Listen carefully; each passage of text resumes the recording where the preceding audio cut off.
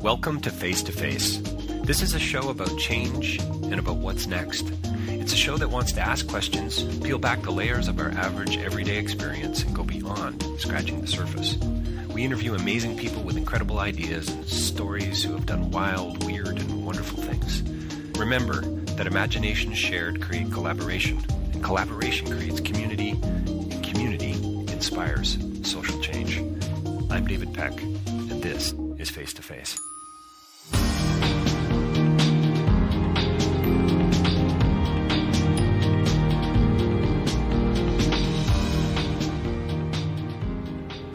So my next interview is with Thom Powers. He loves film. He particularly loves documentary film. In fact, he's the documentary programmer for the Toronto International Film Festival. He's the artistic director of I think, America's largest documentary festival, Doc NYC. He's a host of a podcast called Pure Nonfiction. And we get into, we get into the Toronto International Film Festival and documentary film and its implications from a storytelling perspective. We talk about some of our faves, and Thom talks about things that are connected to journalism and documentary as an art form, and why Toronto is such a special place. We talk about some of the odds that filmmakers are up against, and about the social and political side, and about the, I guess you could almost say that responsibility that is connected to anyone who's telling an important story of one kind or another, and why Thom notes why we shouldn't take these things for granted. We talk about one of the longer films I've ever heard of before, a 14-hour film it's going to be at the festival, where 183 women directors are highlighted in one way or another. And Thom talks about not just that film, but he talks about one of the 25, I believe at this point, 25 films that are going to be showcased this year, documentary pieces, and about 18, I think, world premieres. We talk about Thom's favorite film. I'll let you find out what that is and why it was such a game changer for him, and how the documentary scene and the documentary world has really grown over the past few years, and how this kind of storytelling is connected to social change and shifting the conversation. And we talk about Roger Ebert's great line about why that film is a machine for producing empathy. So stay tuned. Coming right up, Thom Powers. Don't forget davidpecklive.com for more information about my writing and speaking. You can purchase a copy of Real Change is Incremental there. If you'd like to support what we're doing here at Face to Face, and you believe in the podcast and the people that we're interviewing, please support us. You can do that on Patreon on a monthly basis financially, or you could just simply leave us a review on iTunes or Spotify or something along those lines. We would certainly appreciate it. It'd be a great deal of help as we grow and we're getting out there into the real world. And if you want to advertise with us, you can do that too. Simple banner ad in the newsletter. In fact, sign up for the newsletter. Share it with your friends. Let's grow this thing called Face to Face. And we can also do shout outs. So reach out to us if you'd like to advertise with us as our audience grows. And I guess the last thing I'd like to talk about briefly is Rabble.ca. It's a platform where Face to Face is hosted, and a big shout out to them. And this is news for the rest of us. This is where other podcasters and thinkers and writers and journalists are going just a little bit deeper on the issues that matter. Coming right up, Thom Powers and the Toronto International Film Festival. Well, welcome to Face to Face. We're joined by a very special guest here with us today, Thom Powers. We don't know where he's calling in from, but somewhere, I'm going to guess, in North America. Thom's with us here today to talk about documentary film and podcasting and narrative and the Toronto International Film Festival. Thom, thank you for your time today. Thank you for having me. So why don't we start a little bit with your filmic background. Your bio is you're a documentary programmer for the Toronto International Film Festival, artistic director for Doc NYC, and you host your own podcast, very popular podcast, Pure Nonfiction. Tell us a little bit about your eclectic background before we dive into all things documentary. Sure. I spent 10 years making documentaries myself as director and producer for HBO and PBS and other places out of New York City. And after doing that for 10 years, I realized that my favorite part of making a documentary film was showing it to an audience. And I wanted to create more opportunities for doing that. And I started a series in New York at the IFC Center movie theater called Stranger Than Fiction in 2005, where I would show documentary films followed by a conversation with a filmmaker, and that had some quick popularity and success. And the next year, I got hired by the Toronto Film Festival to be its documentary programmer. And then in 2010, my wife, Raphaela Nahausen, and I started the Doc NYC Festival with IFC Center. So that's now going into its 10th year this November, and has grown to be the largest documentary festival in the United States. Wow, that's amazing, and congratulations. I love the step into public engagement. Is that a fair way to put it? So you go from practicing, from making films, to actually getting other people to see them, engage, and talk about them. I think that's fascinating and seems like a natural progression. But did it feel like it at the time? Good question. I mean, it's not a common progression. I think a lot of people who put in 10 years into making a career as a documentary filmmaker usually stay there, Right. or perhaps they move on to something else. I mean, I think for many people I know who got into making documentary films in the 1990s, and that was a kind of natural entry point because technology was changing. Cameras are becoming more accessible. Digital editing tools were becoming cheaper and more accessible. So there was a whole wave of us who entered in the 1990s, and I would say by 10 years later, I saw a certain amount of shakeout of people who moved on to something else. And a big part of it is that the economics are very daunting for making a documentary film. They were then, they are now. Maybe it's gotten a little bit better today, but I would never say it's an easy road to hoe. Why? I mean, I think there's some pretty sort of superficial reasons as to why it's so difficult to make film, period, but to make doc film particularly. Like, on one hand, it's really easy to make a doc. I mean, you got an S9 Plus, or saw a film a couple of years ago, I think High Fantasy, South African film, made completely on an iPhone, except for a few drone shots. So it's really accessible sort of from a storytelling perspective and a journalistic perspective. But to get to the festival, to get it on stage, to get it live, I mean, there's so many hurdles and corners and funding issues. And shouldn't it be easier, Thom?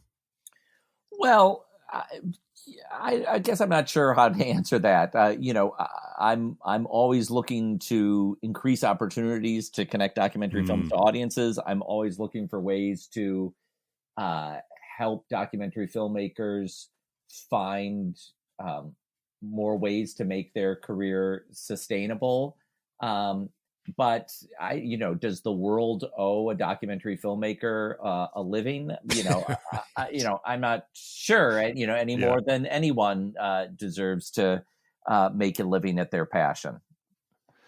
Yeah, no, it's just and what's interesting to me too is, in light of what you've said about, the challenges and so on of I mean, I think just creating art and then living a sustainable life. I was interviewing an organization here in Canada recently about a new report coming out in the cultural and the arts sector. And, the average wage is around $42,000 a year.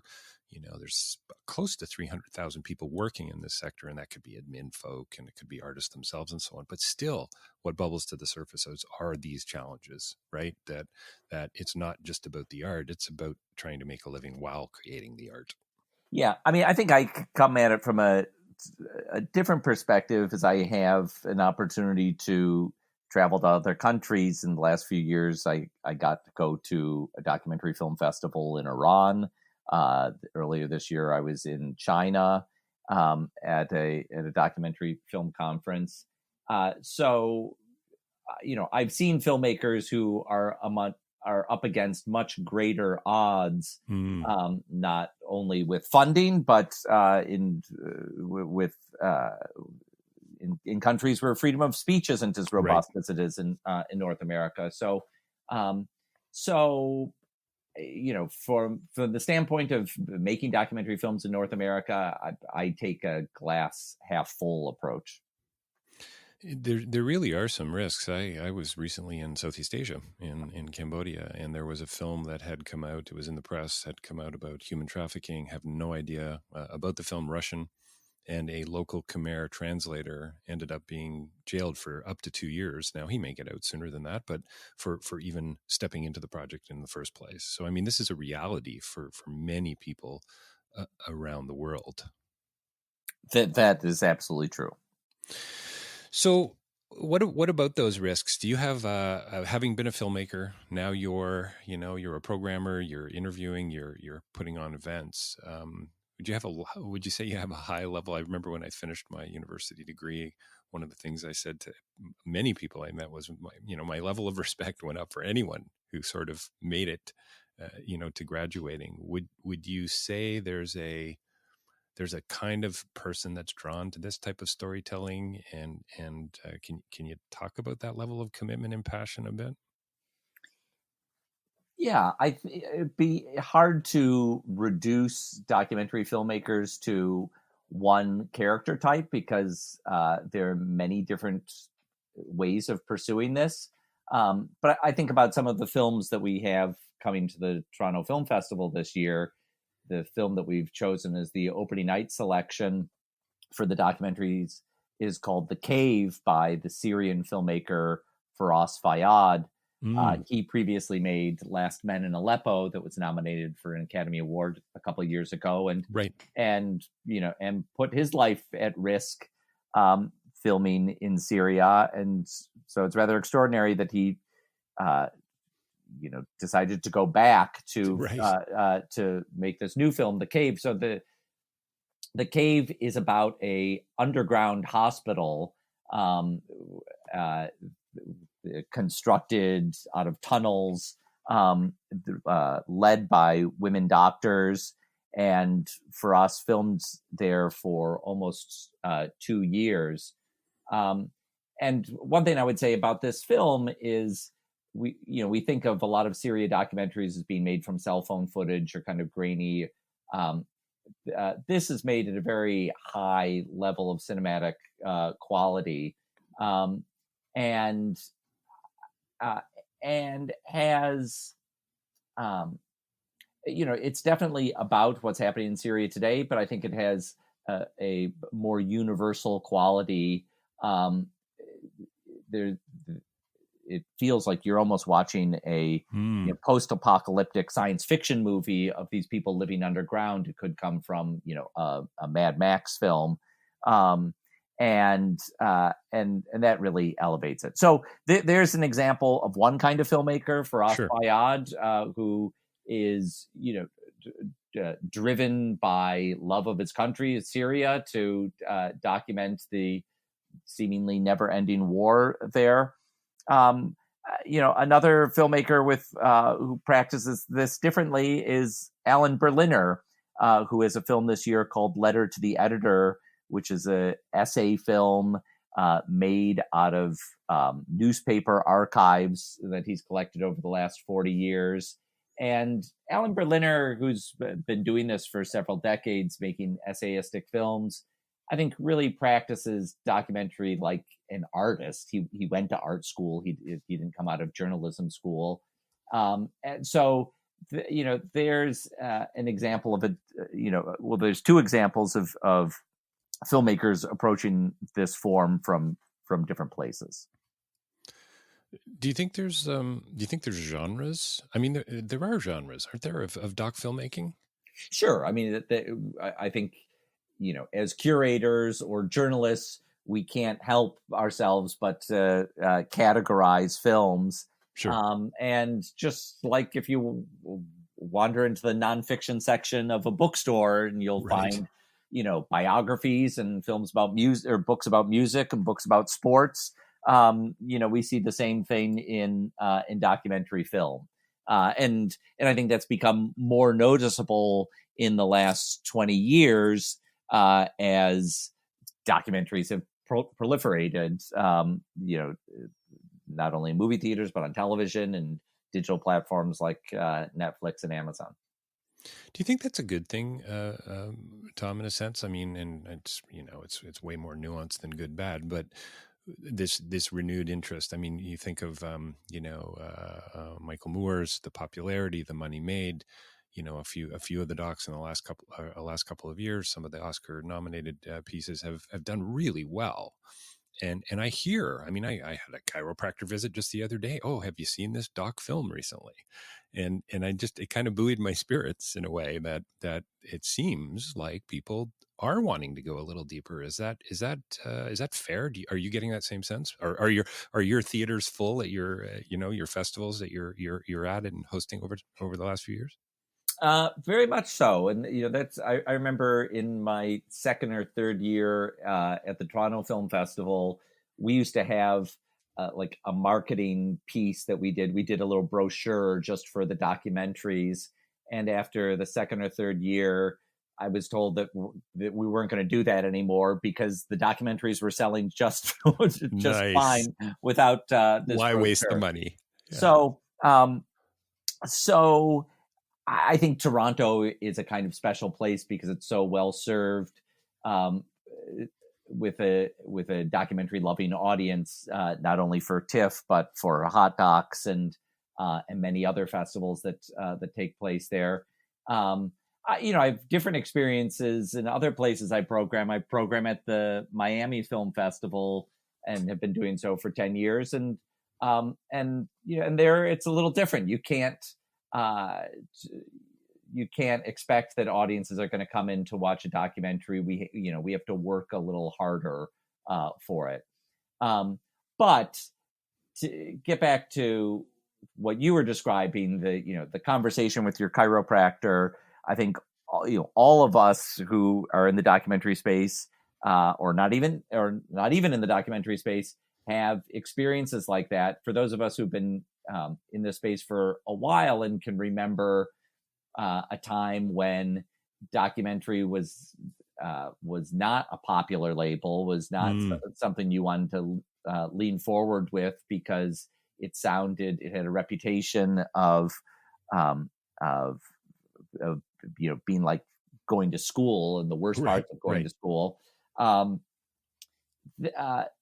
think for those of us who remember those days, it's constantly surprising to find out now, to be reminded now that documentary film is really at the center of the culture. It is the thing that you're most likely to talk about at a dinner party full of strangers. Do you think there's a way to? Oh man, so many questions. I love this. Where these conversations go. I would imagine you feel the same way, Thom, doing interviews live on stage and so on and podcasts. But would you say there's a because of the rise of social media and the sort of instant access to the journalist and all of us, I suppose, or the photographer and all of us. I remember reading a piece recently. Wim Wenders said, it's the death of the photograph. It's the death of the image because of the S9, right? Mm-hmm. Would you agree with that, or do you think it's because of the access, maybe, that there's this renewed interest in being the immediacy of storytelling, almost like these mini docs in a sense? Well, I mean, I think the technology has a positive side and a negative side to it. Yeah, I think it's wonderful that people can take photographs or video and post them instantaneously. I mean, there's a social and political side to that. I mean, just think of all the videos that have been posted over in recent years of police shootings or actions that took place during the Arab Spring or they're taking place in Hong Kong right now as we speak, and the power of video to capture that and document it. That's incredible, and it's a tool that we shouldn't take for granted because there are people who suffered things 20 years ago and more who would have loved to have had a camera in their pocket to document that. So that's the positive side. I think, the negative side, maybe what Wim Wenders is getting at in that quote, is we start to take images for granted more. They don't feel as special. We consume, an astronomical, greater number of images every day than we used to, and so the attention to artistry perhaps declines.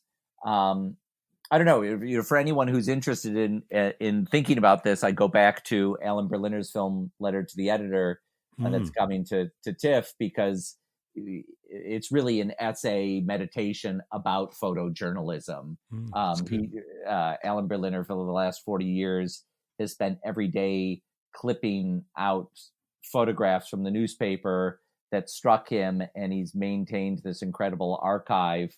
And that's what he's drawing from in Letter to the Editor. So good. Hey, just let's do that TIFF like shout out. It's 25 films this year, I believe, and 18. Is it 18 world premieres?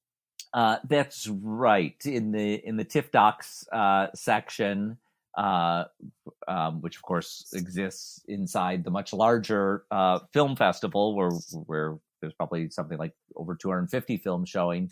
But in the TIFF Docs section specifically, there are 25 documentaries that we've announced so far. There's always a chance for a latecomer this weekend, and 18 of them are world premieres. Any other than the few that you've mentioned? Any real special ones you're looking forward to that you think are going to stir it up just a wee bit? Yeah, I mean, films that I think we'll be talking about, in months to come.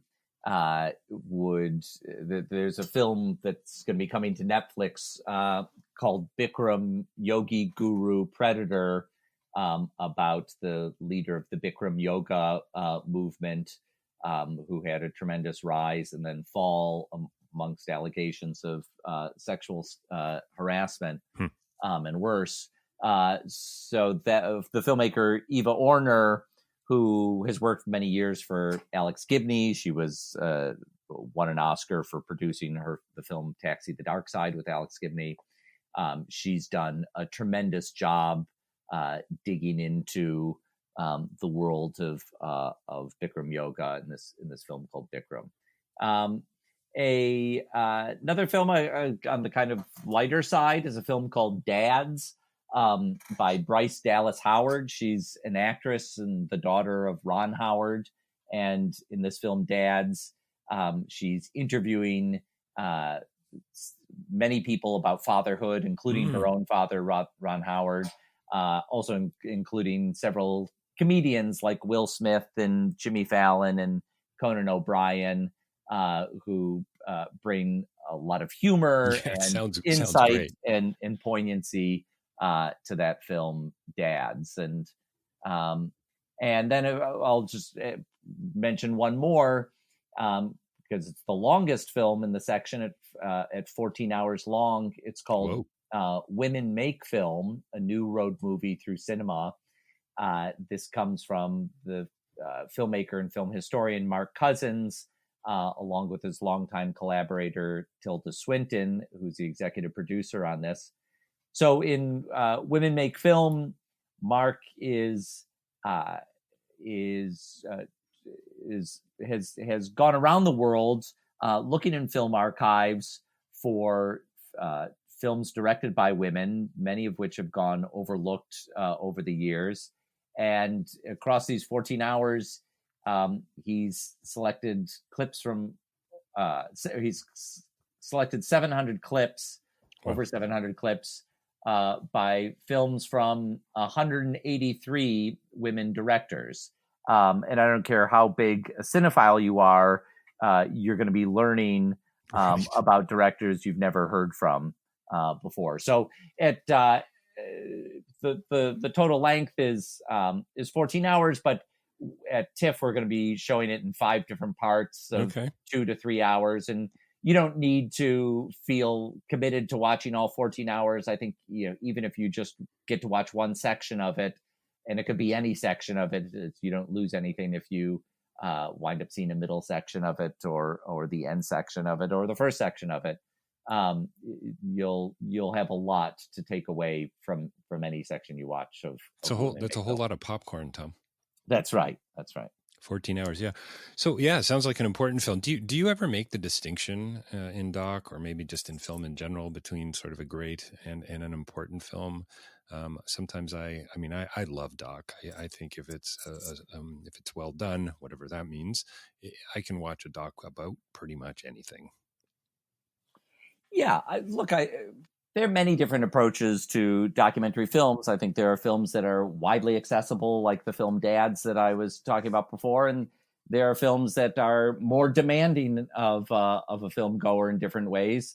In some ways, the Women Make film is demanding in its length of 14 hours, but I also think widely accessible in that you could sit down, watch any hour of it, and don't have to be an expert in anything to enjoy it.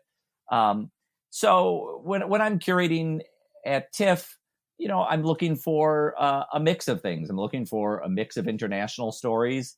I'm looking for a mix of things between things that I think could be very popular and things that are more challenging. Have you noticed a shift in style? And I think the question is going to be kind of, I'd love to bookend it with some of your favorites over the years, some of the game changing like documentaries that have occurred, that have changed the way people think, that changed the way people make docs, maybe. Yeah, just wondering about that. And I don't know, maybe can you wrap into that some of your faves? I mean, for me, Night and Fog probably is up there. Probably because it was one of the first, for me, one of those first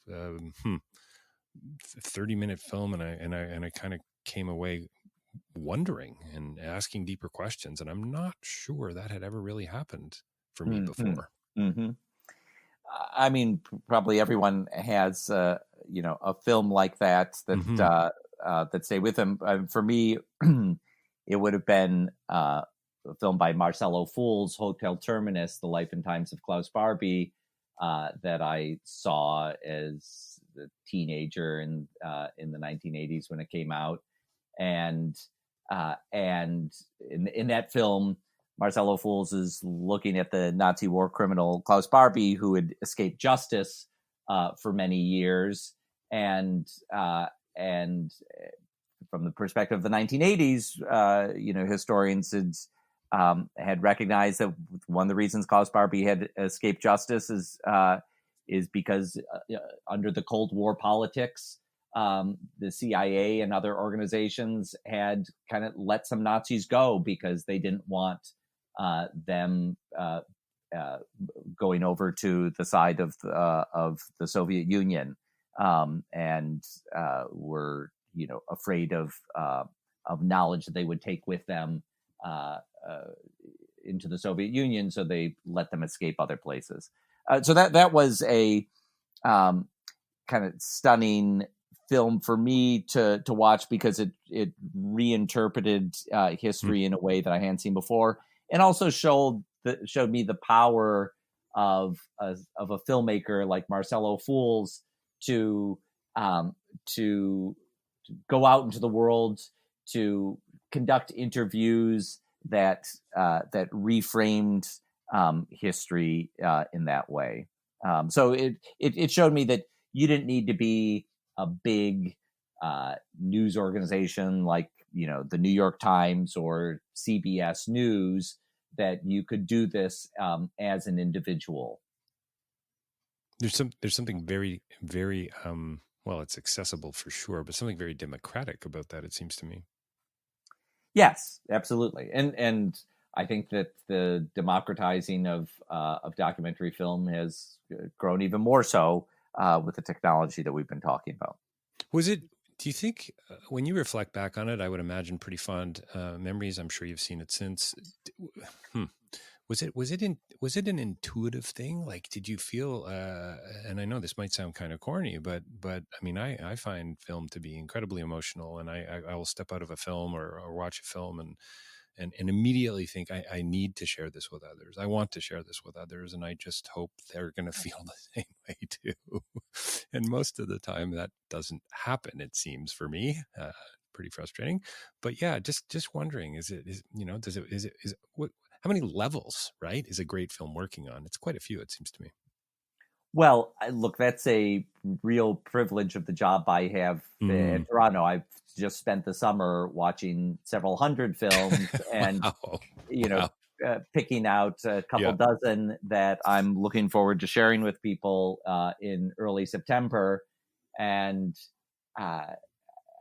in the last 14 years that I've been doing this, it's been enormously gratifying to see an audience, react to a film that I saw alone in my office, and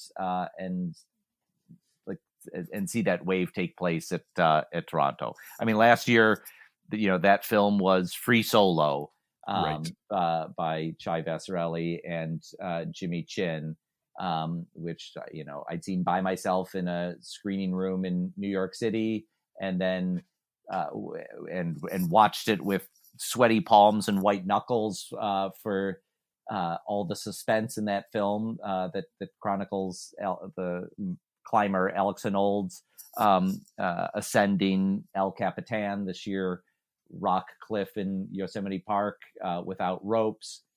And then, I got to see audiences in Toronto watch with the same level of suspense that I had seen it by myself. And I'm, right now, as you're talking to me a few weeks before Toronto starts, I'm, I can't wait for audiences to be encountering some of those films that I've watched this summer in the same way.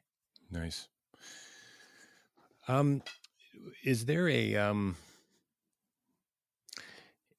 would you say there's a direct link between doc film, and this is a big question, obviously, some of the work that I do in international development, I've acted as a consultant alongside development projects around the world, and, kind of how I made my living for quite a few years and been able to travel and so on. And isn't it wonderful? But seeing aspects of sort of social change on a variety of levels, and some things that work and some things that don't. Do you think that the power of story, the power of narrative, is how we're going to change the conversation, whatever it's about, whether it's racism or sexism or, it seems to me typically doc films are, about substantive things, like Howard's film about dad sounds lovely and wonderful, but boy, there's going to be some, I would imagine, some layers. Just interested what your thoughts there are, Thom, having been a filmmaker and interviewed so many over the years. Well, we do know that films can make, very big changes. I think of the film The Act of Killing by Joshua Oppenheimer that showed at Toronto a few years ago, about the genocide that took place in Indonesia in the 1960s, and had largely been covered up in that country, and scarcely reported in other parts of the world. And the fact of Joshua Oppenheimer's film coming out changed that whole country's narrative about itself, and how the rest of the world understood that chapter of history. So that's a very dramatic example. And sometimes I think there can be a cynical attitude towards documentaries. I've heard it expressed like, well, that film won't change anything. Right. Preaching to the converted. Yes. And,